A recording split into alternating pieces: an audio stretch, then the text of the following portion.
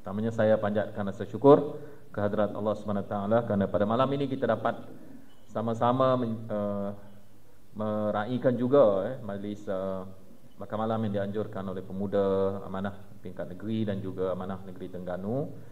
Kerana kita tahu bahawa bila kita berhadapan dengan pilihan raya, modal politik kita adalah kita juga harus mempunyai sedikit dana bagi menampung untuk kita menjalankan aktiviti dan juga bagaimana kita mahu menghadapi pilihan raya itu dengan persoalan-persoalan logistik dan seumpamanya. Jadi inilah modal kita yang selalu kita gunakan untuk mendapatkan sumbangan. Jadi segala sumbangan yang kita berikan ini adalah sebahagian daripada usaha kita untuk membawa perubahan kepada negeri dan juga negara kita.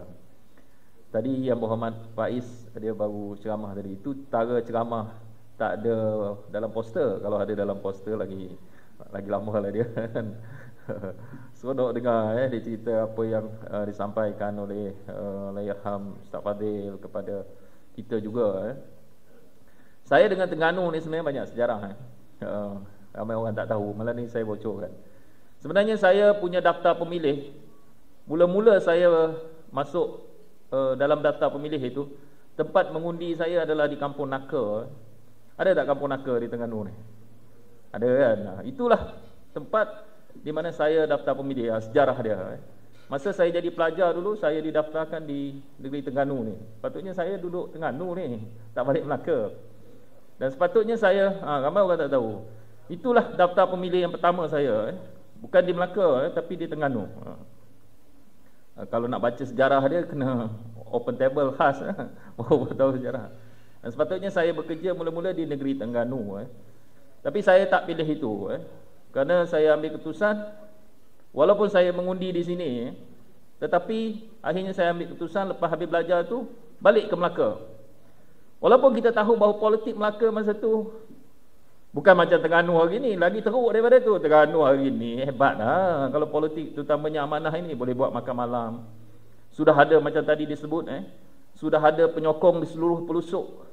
Boleh kata seluruh pelusuk negeri Terengganu ada penyokong. Kalau MPKK boleh tubuh, maknanya ada asas itu kuat. Melaka dulu lagi teruk lah. Bukan kata nak ada penyokong, susah nak jumpa. Kalau nak cari, kalau 100 orang tu nak cari 5-6 orang pun yang menyokong pembangkang di kala itu sukar. Kerana saya mula-mula bila berpolitik itu, bila bekerja di Melaka itu, antara yang saya buat adalah saya survey rumah ke rumah ini. Jadi masa tu sebahagian student, sebahagian bekerja itu, bila pergi rumah ke rumah itu, setiap rumah yang kita tanya tu semua kata dia Barisan Nasional masa tu. Tak ada siapa sokong pembangkang, bukan mudah. Nak cari 105 orang nak cari susah. Kerana kita tahu maklumat perubahan itu banyak berbeza daripada dulu dan juga sekarang. Sebab itu kalau kita lihat macam sekarang ini, perubahan kepada media ini banyak juga memberi kesan kepada pemikiran dan cara bertindak rakyat itu sendiri. Dan sebab itu kalau kita lihat macam saya dululah, kalau saya pilih bekerja di Terengganu ni mungkin saya jadi walao lagi tegar daripada yang ada pada hari ini Jadi saya pilih di Melaka itu, dan tak sangka politik itu boleh berubah dari masa ke semasa. Dan kalau kita lihat dalam politik pembangkang ini, Melaka itu adalah negeri terakhir yang pembangkang dapat satu kursi pada PRU yang ke-13. Sebenarnya sebelum daripada tu Johor dah menang, Negeri Sembilan dah menang, Melaka tak pernah menang pun pembangkang. Dari segi terutamanya kepada Melayu Islam itulah, PAS tak pernah menang di Melaka. Cuma pada PRU 13 saja dia menang satu kursi. Itu kursi Bukit Baru itu, yang saya wariskan sehingga hari ini di Bukit Katil. Jadi semenjak dia menang tu dia tak pernah kalah lagi. Jadi ini adalah antara perkara penting dalam politik. Perubahan ini sentiasa berlaku, yang selalu kita lihat. Kalau dulu pembangkang kuat di Pantai Timur ini, sekarang ini dia boleh ada imbangan. Dan kita tahu walaupun dia kuat di Pantai Timur ini, tapi kita tahu bahawa politik ini sentiasa berubah. Sepatutnya peluang yang terbaik bagi Malaysia ini berubah adalah pada PRU ke-14. Sepatutnya PRU 14 itu perubahan negara daripada politik yang berasaskan kepada perkauman kepada politik yang berasaskan kepada nilai. Itulah tempoh paling baik sekali. Berpuluh tahun dah kita lawan. Kalau dulu politik perkauman, kalau dulu PAS dia tak ada, sampai serang UMNO dia serang MCA. Kita bukan tak tahu kan. Banyak persoalan-persoalan kita dulu pun macam tu juga kan. Antara alat serangan kita adalah MCA lah kan. MCA itu dah tentulah kafir, tak beriman. Dia rangkul senang ya, nak serang MBA sebahagian daripada tu tak beriman. Jadi, macam mana kita kena hari ni kan, bukan susah sangat. Jadi sepatutnya kita sudah beralih daripada politik yang selalu kita sebut dulu politik asabiyah itu, perkauman sempit itu. Sepatutnya kita sudah ada satu politik nilai. Kalau UMNO Barisan Nasional itu secara total boleh ditewaskan sepatutnya dalam PRU yang ke-14. Walaupun dia dapat ditewaskan, tapi sayang kerana PAS mengambil ruang yang dulu selalu Tok Guni Aziz sebut bahawa UMNO ni dia ada dua tongkat. Tongkat dia MIC dan MCA. Patah dua tongkat tu, patahlah UMNO. Jadi kita memang MCA, terutamanya MIC, awal-awal lagi sudah dipatahkan tongkat dia dengan Hindra, dengan beberapa lagi gerakan-gerakan perubahan masyarakat India. Begitulah juga MCA. Orang Cina yang menyokong MCA akhirnya kembali menyokong kebanyakannya kepada DAP. Jadi dua tongkat tu patah. Kita agak dua tongkat tu patah, dia dah tak boleh berdiri dah. Dan memang betul PRU 14 dia jatuh. Tapi PAS yang selama ini menggunakan isu agama kepada UMNO itu, apa yang PAS nak kata kepada UMNO? Akhirnya yang jadi tongkat kepada UMNO hari ini siapa? PAS. Di atas dasar kononnya muafakat nasional itulah akhirnya PAS menongkat UMNO yang sehingga UMNO boleh kekal sampai hari ini. Dan akhirnya jadi balik kerajaan, sebahagian kerajaan, dan memimpin negara kita. Apa nak jadi pada negara kita? Sepatutnya negara kita sudah berubah. Seperti mana kata YB Faiz tadi, sepatutnya isu-isu dalam negara kita banyak melibatkan apa? Banyak melibatkan peruntukan-peruntukan yang tak sampai kepada rakyat. Ketirisan wang negara kita. Sebut saja apa isu. Pendidikan, ekonomi kepada rakyat, kesihatan, kebajikan. Semua isu-isu ini melibatkan bahawa kerajaan tidak ada kemampuan kewangan. Di mana bagi kewangan kita? Macam tadi disebut, bahawa kewangan kita itu 1 tahun tiris hampir 60 bilion ringgit setahun. Ini yang berlaku. Sebab itu kalau kita tengok sekolah-sekolah terutamanya, bukan kata pendalaman, kalau di Melaka itu di pinggir-pinggir bandar saja sekolah-sekolah sudah buruk. Ada sebahagian dipanggil sebagai sekolah-sekolah daif. Apatah lagi dilihat kepada, ini baru tengok bangunan saja, belum tengok lagi tenaga pengajar, kebajikan guru, belum lagi dilihat kepada kurikulum, kepada pendidikan itu sendiri, belum lagi dilihat kepada kemampuan pelajar itu sendiri. Itu sebab kalau kita lihat ini adalah persoalan-persoalan penting dalam bernegara. Sebab itu PAS dulu dia boleh sebut salahkan MCA, salahkan UMNO, tapi bila dia mentakbir, apa penyelesaian kepada masalah dalam negara kita? Sebab itu kalau dulu kita baca buku Fatih Akan, dia ada menyebut bahawa Islam itu adalah pendidikan, Islam adalah ketenteraan. Sebenarnya dalam sistem kehidupan kita, semua yang terkait dengan pentadbiran itu adalah terkait dengan agama itu juga. Sebab itu setengah-setengah negara yang berjaya adalah negara yang dianggap dapat menghilangkan kelaparan rakyat itu. Itu teras dia. Sebab itu saya selalu menyebut bahawa Islam itu datang untuk menghilangkan 3 perkara ini. Kalau 3 perkara ini tak hilang dalam masyarakat, maka agama itu tak dapat ditegakkan. Pertama adalah mesti menghilangkan kelaparan. Agama itu mesti menghilangkan kelaparan. Kalau ada tempat itu manusia hidup dalam kemiskinan, walaupun dia dipanggil Serambi Mekah, walaupun dia dipanggil sebagai negeri membangun bersama Islam, tapi kemiskinan itu melata, gagal. Islam itu tak dilaksanakan di situ. Yang kedua, dia mesti menghilangkan kejahilan. Dan yang ketiga, dia mesti menghilangkan kedukaan. 3 prinsip agama itu mesti ada. Barulah agama itu dapat dilihat, dapat ditegakkan. Sebab itu macam kita dulu bila kita pimpin Melaka, saya tak nafikan walaupun tempoh 22 bulan, tapi sebenarnya kita tahu bahawa fokus kerajaan yang ada pada hari ini, sama ada Barisan Nasional atau siapa pun memimpin di atas Perikatan Nasional, mereka hilang fokus kepada bagi membantu dan membangun rakyat. Tuan-tuan, kita harus ingat bahawa kalau ekonomi negara kita teruk, yang paling teruk terkesan adalah orang Melayu, masyarakat Islam. Kerana apa? Kerana mereka majoriti. Kalau ekonomi kita teruk, rakyat secara keseluruhan teruk, tapi masyarakat Islam, Orang Melayu akan lebih teruk daripada itu. Kenapa? Kerana mereka adalah majoriti. Kalau sistem kita gagal, pendidikan kita jauh terkebelakang, siapa yang lebih terkesan? Ini yang berlaku dalam negeri dan dalam negara kita. Sebab itu kalau kita lihat kerajaan ini hilang fokus. Saya dah lama tak datang Terengganu ni. Saya rasa paling akhir saya datang tu pun masa dekat PKP tu, kalau tak silap saya. Kita datang Terengganu. Lepas tu kita duduk rumah kan, dekat 2 tahun. Seronok juga duduk dalam rumah kan. Lama duduk kan. Jadi kalau kita lihat saya masa PKP dulu saya tanam pokok durian sebenarnya. Saya rasa durian saya tahun depan dah berbuah dah. Masa Covid tu gitu. Tanam pokok durian. Jadi maknanya sebenarnya kalau kita lihat lama dah tempoh tu. Dah lama tak datang Terengganu. Bila saya datang ni saya tengok, wah, Terengganu ni dah macam London dah orang kata kan. Ada jembatan. Tak tahu jembatan tu saya dengar dia boleh terbuka kan. Tapi saya tengok dia dah letak macam-macam atas jembatan tu, nak buka macam mana kan. Tak tahulah siapa nak lalu. Dan saya tengok ada bangunan tinggi. Itu tadi saya tanya, bangunan tinggi ni bangunan apa? Oh, rupanya Majlis Bandaraya Kuala Terengganu. Mungkin diluluskan zaman Kerajaan Barisan Nasional dan diteruskan oleh Kerajaan PAS yang sedia ada. Tapi dia cerita sama macam Melaka juga. Bila saya masuk jadi Ketua Menteri itu, Kerajaan negeri ada rancang buat bangunan Majlis Bandaraya Melaka Bersejarah. Bangunan tu harganya 200 juta. Sama juga yang bangunan ni saya tengok tadi dia harga dia sekitar 180 juta. Jadi total hutang bangunan itu yang 200 juta di Melaka itu perlu dibayar oleh majlis selama hampir 25 tahun ke 30 tahun sebanyak 16 juta. 16 juta 1 tahun dia kena bayar. Banyak tu. Jadi dia buat bangunan 200 juta, hutang dia sampai 400 juta. Jadi saya mula-mula naik tu saya batalkan projek tu.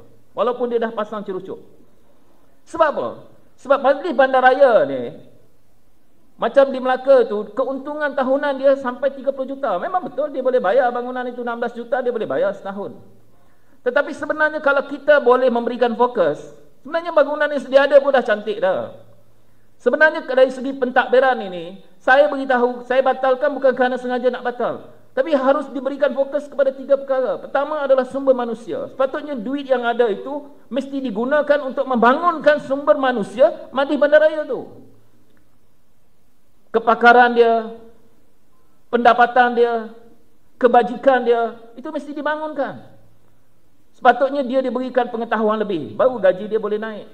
Pengetahuan teknikal ke, pengetahuan dari segi kefahaman bagaimana menguruskan bandaraya itu, ini harus digunakan wang itu. Bukan buat bangunan tinggi-tinggi, bukan buat bangunan besar-besar. Di Melaka itu bangunan yang dirancang tu macam White House. Punyalah cantik. 400 juta. Harus menanggung 16 juta sehingga hampir 25-30 tahun. Ini model yang biasa mereka gunakan. Dan sepatutnya dari segi Majlis Bandaraya ini, kalau ada banyak duit, bukan buat bangunan, tapi dia mesti invest pada sumber manusia. Yang kedua adalah teknologi. Dia harus menggunakan lebih banyak teknologi. Machineries kena belilah. Itu sebab kalau kita tengok negara-negara maju, pukul 3 pagi dia tak tidur. 3 pagi itu dia bersih. Mesin dia semua masuk dalam bandar tu bersih. Bila orang pergi kerja, jalan dah bersih. Kita itu jam nak pergi kerja, itu jam lah dia sapu sampah. Itu jam lah mesin tu lalu duduk tepi. Waktu orang tengah sibuk nak pergi kerja, dia tak ada. Negara-negara maju dia gunakan mesin, teknologi. Baru orang yang bekerja itu gaji dia tinggi. Sebab apa? Sebab dia menggunakan teknologi lebih baik dan dia mempunyai kepakaran dan kemampuan. Dan yang ketiga yang cukup penting sebenarnya adalah kalau Majlis Bandaraya ni ada banyak duit, sepatutnya dengan 5 juta ringgit dia boleh menyediakan peluang pekerjaan lebih daripada 1,500 orang. Itu yang sepatutnya dibuat. Sebab itu Pulau Pinang di kala kerajaan Pakatan Harapan ambil alih, antara yang dia buat adalah dia bukan, kita tahu Majlis Bandaraya di Pulau Pinang itu kadang-kadang pendapatannya hampir sama dengan pendapatan negeri Melaka itu. Tapi yang dia invest adalah kepada sumber manusia. Dia ambil pekerja-pekerja pembersihan yang baru, diberikan peluang kepada pekerja-pekerja teknikal yang baru. Maknanya dia dapat menyediakan peluang pekerjaan daripada sumber yang ada. Dan bukan dalam pemikiran UMNO tu dia tak ada kerja lain. Yang penting dia buat projek. Macam saya lah, saya batalkan projek 200 juta. Total dia 400 juta. Banyak tu projek macam tu. Dia sukalah buat projek-projek macam tu. Yang macam ni 180 juta. Sedangkan kalau kita tahu bangunan yang sedia ada, kepakaran yang sedia ada sepatutnya boleh dimanfaatkan. Tapi saya tak pastilah. Saya tengok Mali Bandaraya Melaka itu pun pendapatan dia sekitar 200 juta. Saya tak pasti pendapatan Mali Bandaraya Kuala Terengganu ni berapa ratus juta sehingga dia boleh buat bangunan 180 juta. Malanglah kalau dia terpaksa ditanggung oleh kerajaan negeri sendiri. Jadi kalau kita lihat sebenarnya model-model ini tak membantu rakyat. Sebab itu kalau kita lihat kepada sistem kita yang sedia ada, kalau kita tengok macam UMNO Barisan Nasional, puluh tahun mereka sebut tentang nak tolong orang Melayu. Tapi hari ini kita boleh lihat apa yang berlaku. Yang berjaya, yang kaya, yang maju adalah Melayu di kalangan UMNO saja. Pergi pula kepada PAS, kalau kita tengok mereka selalu sebut membangun bersama Islam, maju bersama Islam, kita mesti nak selesaikan masalah dengan sistem Islam. Tapi bila masalah haji pun dia tak boleh selesai. Apa kata Menteri Haji ni? Yang jaga tabung haji, kawan kita kat dulu kan. Kalau dulu Dr. Mujahid kata, memang orang yang pergi haji ni dia dapat subsidi daripada kerajaan, tapi kerajaan terpaksa menanggung oleh tabung haji itu subsidi yang tinggi. Kalau kita tengok sekarang ini kos haji sudah meningkat sehingga 30,000.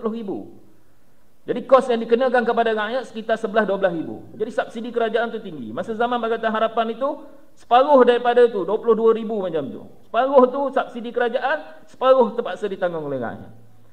Menteri yang ada sekarang ni dah pergi 30,000, apa dia kata? Dia kata janganlah, Islam pun tak memaksa kita pergi haji, dia kata. Dia pergi kat situ.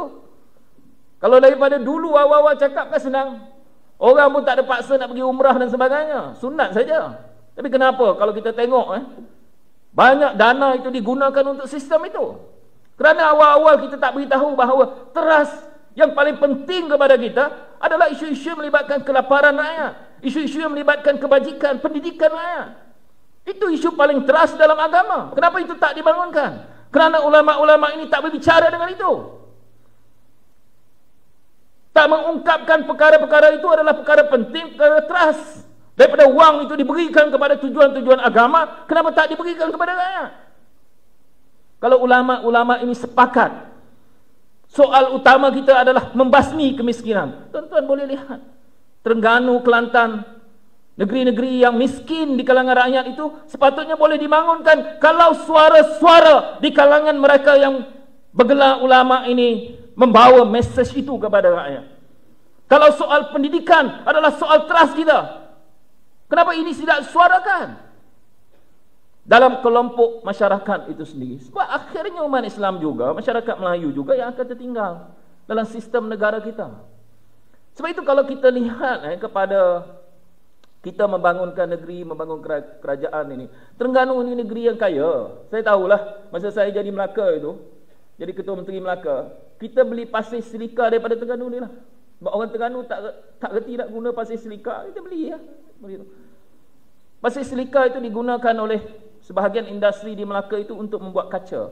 Kaca yang tuan-tuan pakai ni, kaca di rumah-rumah itu semua, kaca-kaca ni dibuat di Terengganu dan dihantar kepada negara China. Pasirnya daripada Terengganu lah, pasir silika. Bukan, itu baru cerita pasir. Belum dicerita lagi kekayaan negeri Terengganu ini. Kadang-kadang kita tengok pasir pun kita tak tahu apa silika atau tak silika kan. Tapi orang yang ada kemampuan itu semua adalah hasil yang cukup besar kepada negeri ini. Apatah lagi kalau saya dulu masa Pakatan Harapan memerintah ni, antara benda yang saya tak puas hati adalah sumbangan kerajaan persekutuan kepada Terengganu dan Kelantan. Itu saya tak puas hati. Walaupun dia ada minyak, tapi Melaka walaupun dia tak ada minyak, tapi dia adalah pusat penapisan minyak. Dan dia ada rakyat yang tak jauh beza pun. Penduduk negeri Terengganu ni berapa juta? 1.2. Tak jauh beza dengan Melaka. Melaka 900,000. Beza 300,000 je. Tapi kerajaan persekutuan bagi Terengganu ni 1 bilion ringgit. Berapa puluh kali, 20 kali lebih banyak daripada dia bagi Melaka. Dia bagi Kelantan 400 juta. Sedangkan dia bagi Melaka masa tu saya 50 juta saja. Tapi saya tahu bahawa kenapa kerajaan, Kementerian Keuangan di kala itu bagi 400 juta kepada Kelantan, 1 bilion kepada Terengganu, tapi 50 juta. Kenapa? Kerana dia tahu bahawa isu-isu yang melibatkan kemiskinan, keperluan rakyat lebih mendesak di sini berbanding di Melaka. Melaka memang saya tahu miskin tegar dia 0%. Dia tak ada miskin tegar. Hampir semua orang dapat bantuan daripada kerajaan. 0% miskin tegar. Miskin adalah ramai orang miskin, B40 itu. Tapi yang tegar, yang seolah-olah miskin itu langsung tak ada bantuan daripada kerajaan. 0%. Itu trust dia. Tapi apakah dia manfaatkan semua peruntukan-peruntukan itu? Kalau daripada dululah Pakatan Harapan itu memimpin 1 bilion. Tapi kadang-kadang macam di Kelantan itu orang bagi dia 1 bilion, dia beli Mercedes. Oh, saya memang tak puas hati lah kan. Saya pun ada juga Esko yang kadang-kadang Esko tu datang. Dia kata kereta yang kita pakai ni dah hampir 4 tahun dah. Pakai oleh Esko dulu. Dah 3 tahun lebih. Kereta Honda kan. Pakai dulu gelasak dah rosak. Minta saya tukar kereta baru. Saya kata tak ada. Kita yang biasa pakai kereta pun mana ada 3-4 tahun kita tukar. Tak ada lah. Kereta kita selagi boleh jalan kita perah lah. Tak ada nak tukar. Sampai masa kalau perlu tukar baru perlu tukar. Tapi 3-4 tahun mana ada tukar. Jadi kalau kita lihat dalam keperluan kita, kadang-kadang macam Kelantan, Terengganu itu hilang fokus kepada apa yang diberikan. 1 bilion ini bukan satu jumlah yang kecil. Sepatutnya dia boleh menghilangkan isu-isu yang melibatkan kebajikan, isu-isu yang melibatkan kemiskinan, dan isu-isu yang melibatkan pendidikan utama rakyat. Kerana inilah jalan paling asas untuk kita memajukan negeri dan juga memajukan negara. Sebab itu kita amanah ini, ramai orang bimbang politik yang amanah bawa berdasarkan kepada politik nilai ini suka diterima oleh masyarakat Melayu, masyarakat Islam. Tapi yakinlah, dulu pun PAS ni, saya selalu sebut, kadang-kadang muslimat PAS ni nak pakai tudung pun ambil masa sampai 30 tahun daripada dulu kan. Bukan dia buat PAS tu orang dah boleh faham pakai tudung, tak. Sebab itu bila kita bawa politik nilai ini, dia memang memakan masa. Akan ada kesedaran, kefahaman di mana sampai suatu masa Malaysia akan menerima politik yang dibawa oleh Parti Amanah Negara yang ada pada hari ini. Akan diterima oleh rakyat. Kenapa? Kerana sampai satu masa rakyat Malaysia mesti memilih. Nak pilih model politik UMNO perkauman atau model politik yang dibawa oleh PAS itu, yang menunggang agama itu. Sedangkan model politik kita adalah model yang berdasarkan kepada amanah yang diberikan tanggungjawab oleh kita bagi memastikan kita adalah melahirkan negara yang kita selalu sebut sebagai good governance. Negara yang menjaga amanah rakyat, menjaga wang rakyat, yang akhirnya boleh diberikan kembali kepada rakyat. Rakyat akan pilih itu akhirnya. Dia tahu bahawa kalau negara nak maju ke depan, kalau pendidikan anak-anak nak lebih sempurna, kalau kebajikan kita hari ini dan hari tua kita perlu dijaga, dia banyak bergantung kepada bagaimana pemimpin-pemimpin negara ini menguruskan wang dan menguruskan hasil dan dana negara. Ini adalah perkara trust dalam pentadbiran bernegara. Sebab itu negara-negara yang maju, negara-negara yang dapat menghilangkan kemiskinan di kalangan rakyat, menghilangkan kelaparan di kalangan rakyat, negara yang punya pendidikan yang baik, negara-negara yang tahap jenayah dia rendah. Hari ini kalau saya tak pastilah Kuala Terengganu ni tengah malam jalan seorang-seorang orang perempuan jalan tengah malam. Dulu kita baca dalam kitab-kitab selalu kita diajar baca dalam kitab. Negeri yang boleh dikatakan selalu kita sebut baldatun thayyibatun wa rabbun ghafur itu, wanita-wanita dia boleh berjalan tengah malam pun tak ada siapa nak ganggu. Sekarang ni bukan kata wanita, kalau macam Pak Is ni berjalanlah tengah malam seorang-seorang. Balik tak balik kita tak tahu. Bukan kata wanita. Jangan main.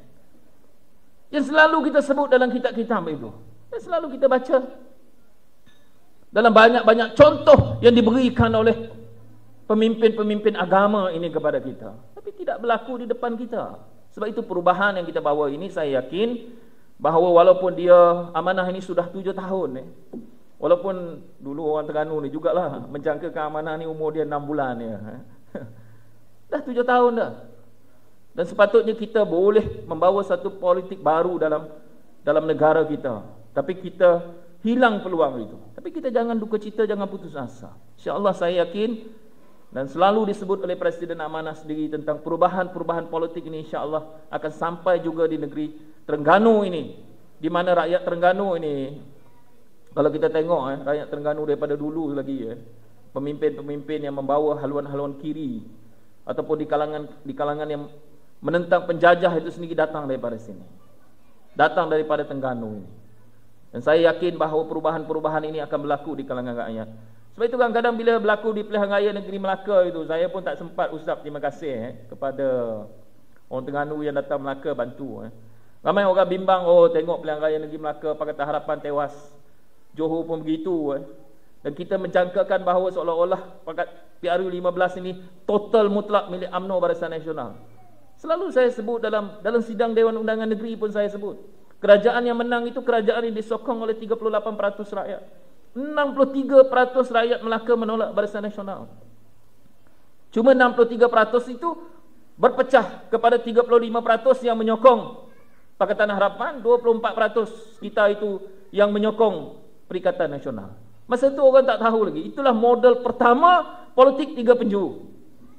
Saya tahu ramai pegawai-pegawai kerajaan duk mesej saya. Pegawai kerajaan kebanyakannya yakin kepada Perikatan Nasional boleh kalahkan Barisan Nasional. Perikatan Nasional ni jauh lagi nak kalahkan Barisan Nasional. 24% saja di Melaka tu.